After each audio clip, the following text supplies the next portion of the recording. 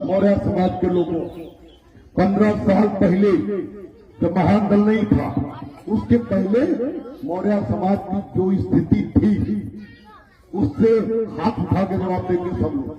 जो लोग सब बोलेंगे सब जवाब देंगे, और जो भी जिसका जवाब होगा वो अपना अपना सही जवाब देगा। मुझे खुश करने के लिए कोई जवाब नहीं देगा। यहाँ इतने लोग बैठे, हजारों की संख्या।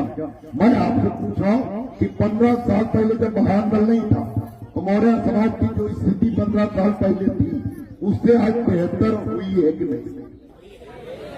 जोर से बोलो, हाथ उठा दो। हुई है। जो दबंग जातियां, मैं किसी जाति का नाम नहीं ले रहा, जो समाज की दबंग और मजबूत जातियां मौर्य समाज को 15 साल पहले कीड़ा मकोड़ा नहीं समझते थे, वो आज अब सम्मान, महत्व और प्यार देने लगे, नहीं देने लगे, महत्व देने लगे, नहीं देने लगे। सब लोग बोलो, एक साथ बोलो। फिर से पूछ रहा हूं, एक साथ जवाब देना। जो 15 साल पहले मौर्य समाज को कीड़ा मकोड़ा तो मजबूत जातियां समझती थी, धीरे धीरे वो महत्व और सम्मान देने लगे कि नहीं देने लगे? देने लगे। जो महत्व मिला है मौर्य समाज को, वो महत्व बाबू सिंह कुशवाहा की वजह से मिला, स्वामी प्रसाद मौर्य की वजह से मिला, या डिप्टी सीएम उत्तर प्रदेश के बने केशव प्रसाद मौर्य उनकी वजह से मिला, या महान दल की वजह से मिला? महान दल की वजह से मिला। इधर आप लोग क्यों नहीं बोले? हम अभी तो नहीं सुने, नहीं बोले।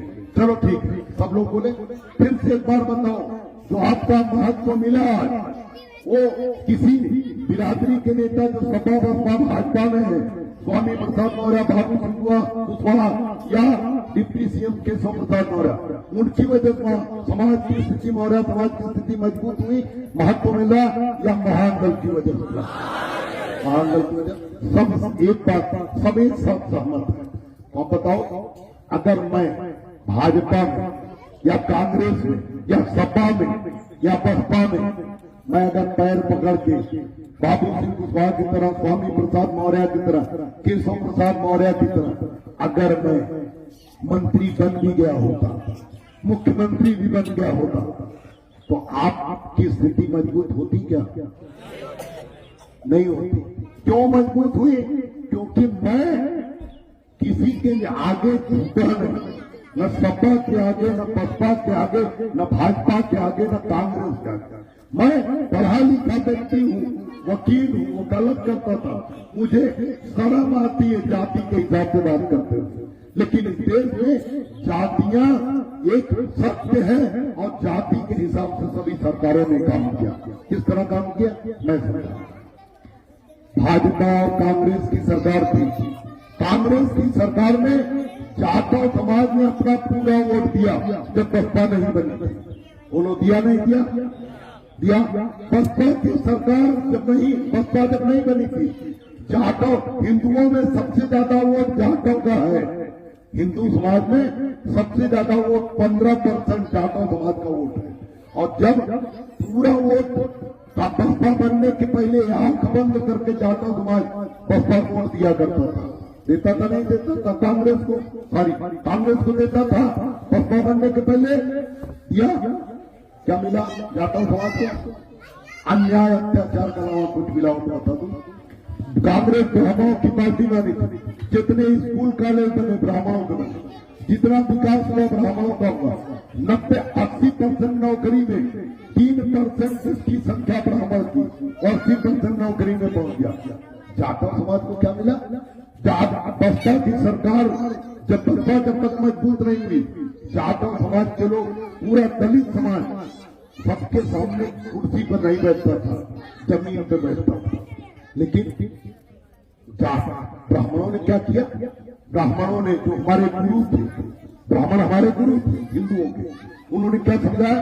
हमारी मां को समझाया, हमारे पिता को समझाया, आपके बाबा को समझाया, आपकी मां को समझाया, आपके पिता को समझाया। क्या समझाया?